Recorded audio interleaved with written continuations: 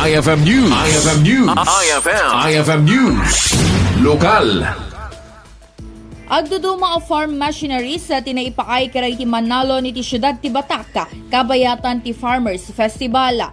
Segon convoy sa Mayor Albert Chua, dandanin nga agsisinsin da iti Mannalon iti lugar, kalpasana na ipaayan da ito iti sabali abansada ti water pump nga umabot iti 1,000 a unit.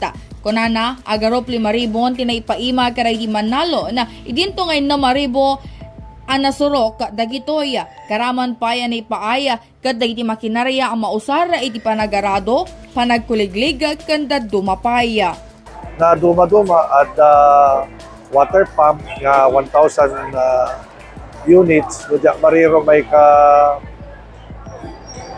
kas ganyan ni 5,000 nga units kaya nangasawen maminsan pa nga bunong mapagsisitsin into aming farmer meal.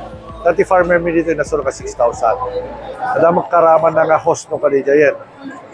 Laksit kini kita, dawa na kita pagarado, pagkuliglig, paggurit, paggapas, pag-treasure, pagbulig iti bagay, ada pa'y kuno, baby kuno, wino, barangay size dati level lang iti sitio level nga capacity ti pagbayo portable nga pagbayo iti irik pagbali nga bagas aya kabayatan na inayo ni Chua kalikagom ti lokal a gobyerno nga ipaaya isa pasap a transplanter tapno alalisto ang maraupan dagiti talon na dapat dati ininutin tayo nga payan amin iti transplanter. At di ka stakit alalisto ng maraupanen, di kajay kaltalon, tatapagamo tayo. At rumasrasay ti agtalon, wino manggamulog kiniapo daga.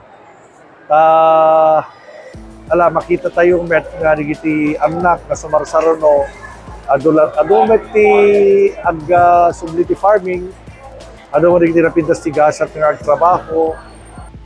Inkari ti lokal a gobyerno, asaan da abay-bayan na ti beneg ti agrikultura, naro nagkadakkel ti kontribusyon da ito'y iti komunidad. Para iti IFM News, Idol Bernadette Toledo, Tatak, IFM. IFM News. IFM News. IFM News. Lokal.